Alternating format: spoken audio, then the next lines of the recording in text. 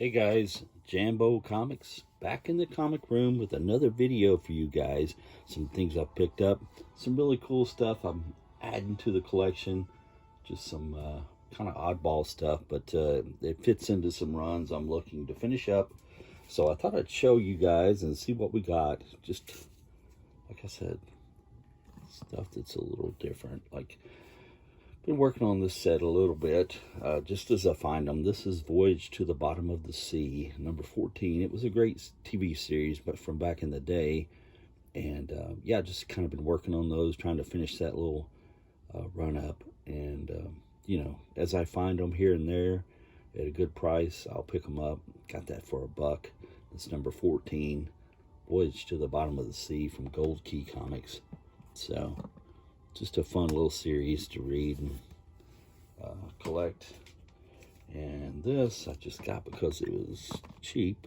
Had a pretty cool cover. It was I think it's a Steve Ditko cover, Ghost Manor number 57, and yeah, from Charlton Comics. And not in fantastic shape. It's got some ticks over here on the spine, but just a cool cover nonetheless, with all the famous monsters on the cover there. And yeah, it was worth $1.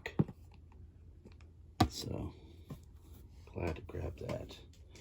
And this is the Super Team family, number 11, with the Flash and Supergirl. It was a great cover. Just I've been getting those as I can find them, you know, like the Super Team family. And yeah, I needed that one. It was number 11. So very cool. Glad to grab that. And got this one on the cheap also.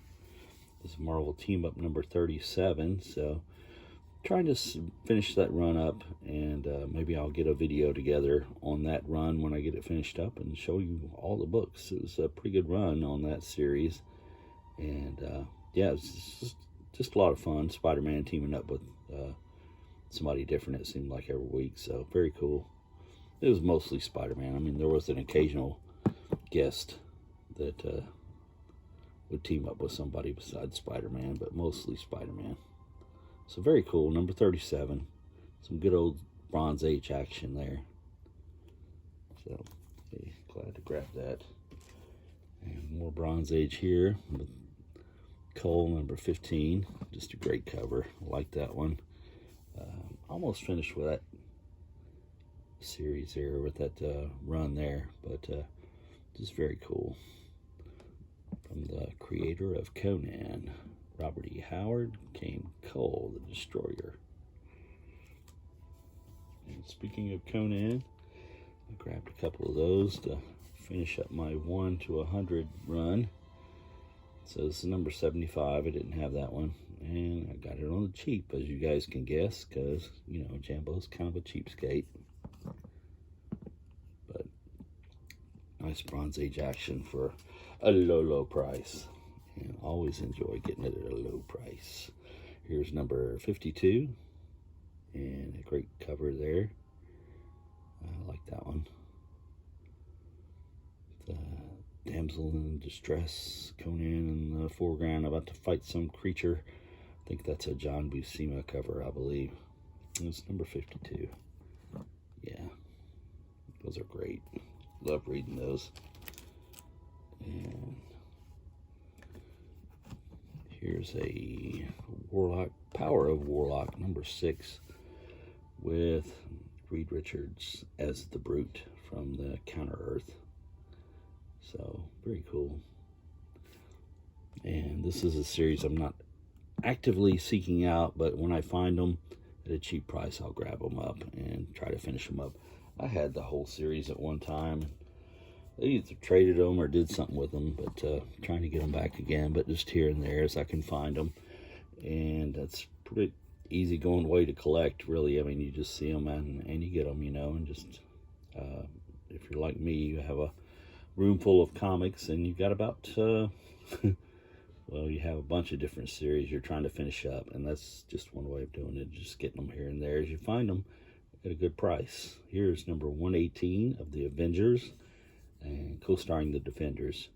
And that was a nice little story run there of the Evil Eye series, where Loki and Dormammu was teaming up, and they were looking for an artifact called the Evil Eye, and kind of manipulating the Avengers and the Defenders.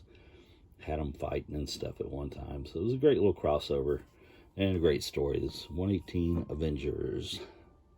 Nice 20-cent Bronze Age comic.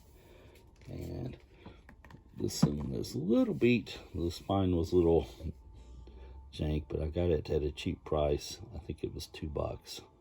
And it's Fantastic Four number 108.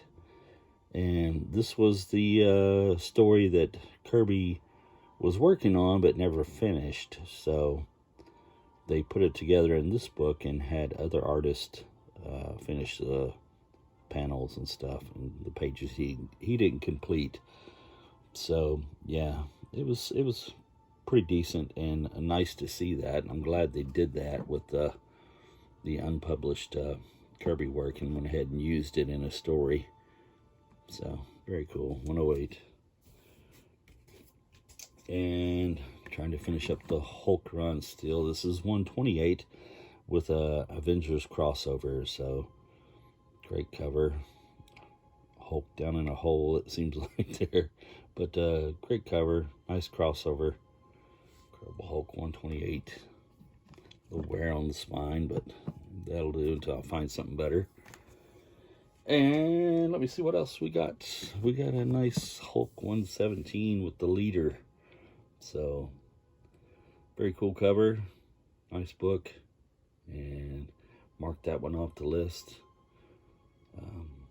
Comic shop I go to quite a bit. They got a collection in of Incredible Hulk.